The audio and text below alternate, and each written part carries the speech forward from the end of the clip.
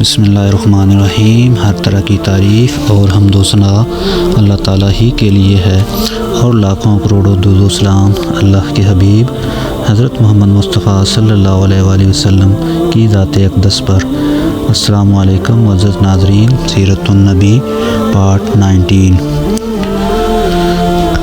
حضرت ابوبکر صدیق رضی اللہ عنہ کہتے ہیں، جب میں یمن میں اپنی خریداری اور تجارتی کام کر چکا تو رخصت ہونے کے وقت اس کے پاس آیا۔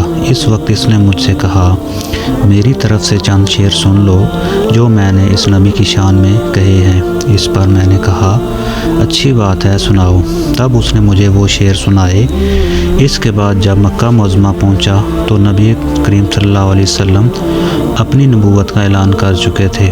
فوراً ہی میرے پاس قریش کے بڑے بڑے سردار آئے۔ ان میں زیادہ اہم عقبہ بن ابی معیط، شیبہ، ابو جہل شامل تھے۔ ان لوگوں نے مجھ سے کہا، اے ابوبکر، ابو طالب کے یتیم نے دعویٰ کیا ہے کہ وہ نبی ہیں۔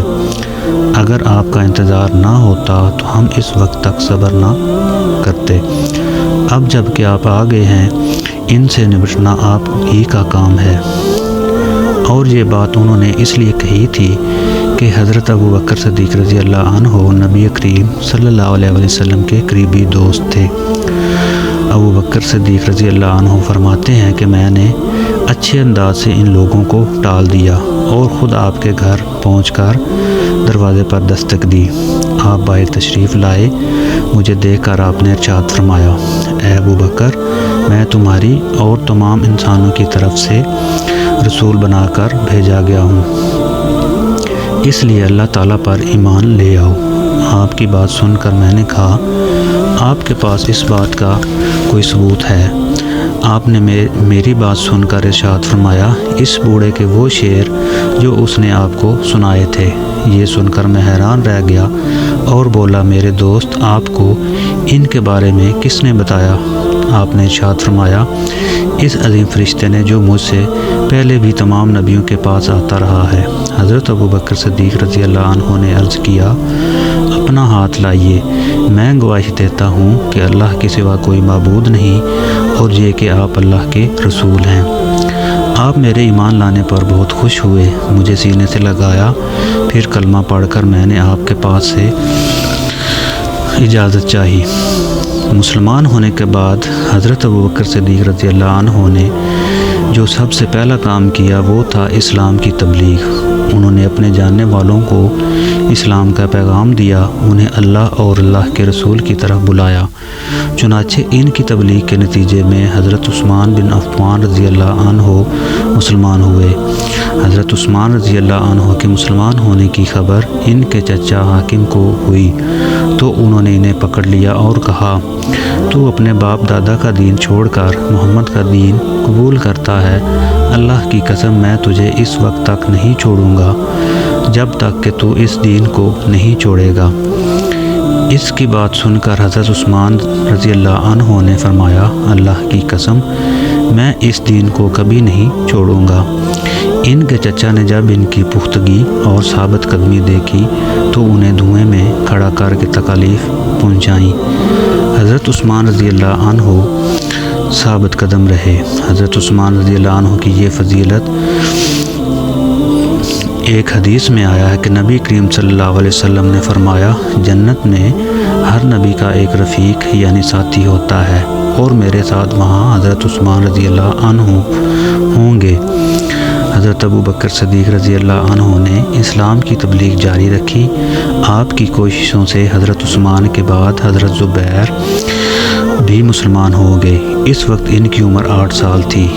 اسی طرح حضرت عبد الرحمن بن عوف بھی حضرت ابوبکر صدیق رضی اللہ عنہ کی کوشش سے مسلمان ہوئے۔ جاہلیت کے زمانہ میں ان کا نام عبد الکعبہ تھا۔ نبی کریم صلی اللہ علیہ وسلم نے آپ کا نام عبد الرحمن رکھا۔ یہ عبد الرحمن بن عوف کہتے ہیں، امیہ بن حلف میں میرا دوست تھا۔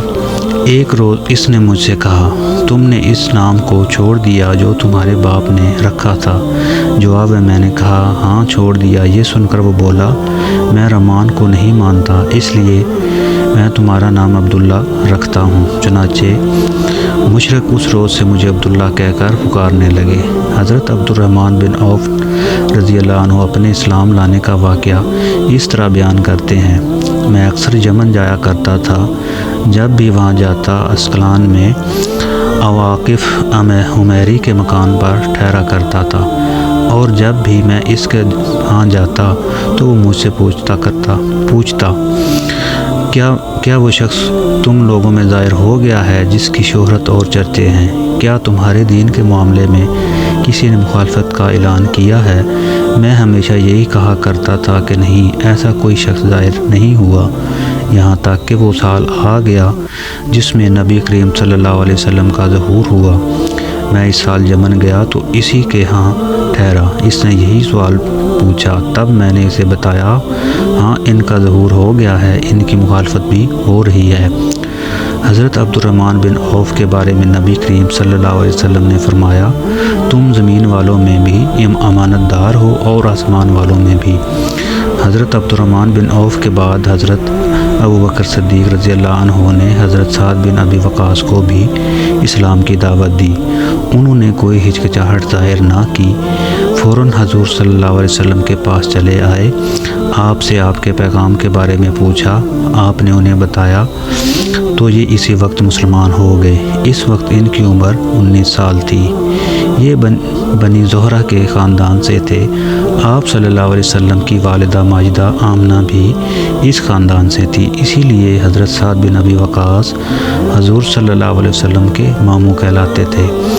آپ نے حضرت سعد بن ابی وقاص کے لیے ایک بار فرمایا، یہ میرے ماموں ہیں، ہے کوئی جس کے ایسے ماموں ہوں؟ حضرت سعد بن ابی وقاص رضی اللہ عنہ جب اسلام لائے اور ان کی والدہ کو ان کے مسلمان ہونے کا پتہ چلا تو یہ بات انہیں بہت ناگوار گزری۔ ادھر یہ اپنی والدہ کے بہت فرمانبردار تھے۔ والدہ نے ان سے کہا، کیا تم یہ نہیں سمجھتے کہ اللہ تعالیٰ نے تمہیں اپنے بڑوں کی خاطرداری اور ماں باپ کے ساتھ اچھا معاملہ کرنے کا حکم دیا ہے؟ حضرت سعد رضی اللہ عنہ نے جواب دیا، ہاں بالکل ایسا ہی ہے۔ یہ جواب سن کر والدہ نے کہا، بس تو خدا کی قسم میں اس وقت تک کھانا نہیں کھاؤں گی جب تک محمد کے لائے ہوئے پیغام کو کفر نہیں کہو گے اور اصحاف اور نائلہ بتوں کو جا کر چھو گے نہیں۔ اس وقت کے مشرکوں کا طریقہ یہ تھا کہ وہ ان بتوں کے کھلے منہ میں کھانا اور شراب ڈالا کرتے تھے۔ اب والدہ نے کھانا پینا چھوڑ دیا۔ حضرت سعد رضی اللہ عنہ نے اپنی والدہ سے کہا، خدا کی قسم ماں، تمہیں نہیں معلوم اگر تمہارے پاس 1000 زندگیاں ہوں اور وہ سب ایک ایک کر کے اسی وجہ سے ختم ہوتی، تب بھی میں نبی کریم صلی اللہ علیہ وسلم کے دین کو ہرگز نہ چھوڑتا۔ اس لیے اب یہ تمہاری مرضی ہے، کھانا کھاؤ یا نہ۔ جب ماں نے اس کی یہ مضبوطی دیکھی تو کھانا شروع کر دیا۔ تاہم اس نے اب ایک اور کام کیا، دروازے پر آ گئی اور چیخ چیخ کر کہنے لگی، کیا مجھے ایسے مددگار نہیں مل سکتے جو سعد کے معاملے میں میری مدد کریں تاکہ میں اسے گھر کے اندر قید کر دوں اور قید کی حالت میں یہ مر جائے یا اپنے نئے دین کو چھوڑ دے۔ حضرت سعد رضی اللہ عنہ فرماتے ہیں، میں نے یہ الفاظ سنے تو ماں سے کہا، میں تمہارے گھر کا رخ بھی نہیں کروں گا۔ اس کے بعد حضرت سعد رضی اللہ عنہ کچھ دن تک گھر نہ آئے۔ والدہ تنگ آ گئی اور اس نے پیغام بھیجا، تم گھر آ جاؤ، دوسروں کے مہمان بن کر ہمیشہ شرمندہ نہ کرو۔ چنانچہ یہ گھر چلے آئے۔ اب گھر والوں نے پیار محبت سے سمجھانا شروع کیا۔ وہ ان کے بھائی عامر کی مثال دے کر کہتی، دیکھو عامر کتنا اچھا ہے، اس نے اپنے باپ دادا کا دین نہیں چھوڑا۔ لیکن پھر ان کے بھائی عامر بھی مسلمان ہو گئے۔ اب تو والدہ کے غیظ و غضب کی انتہا نہ رہی۔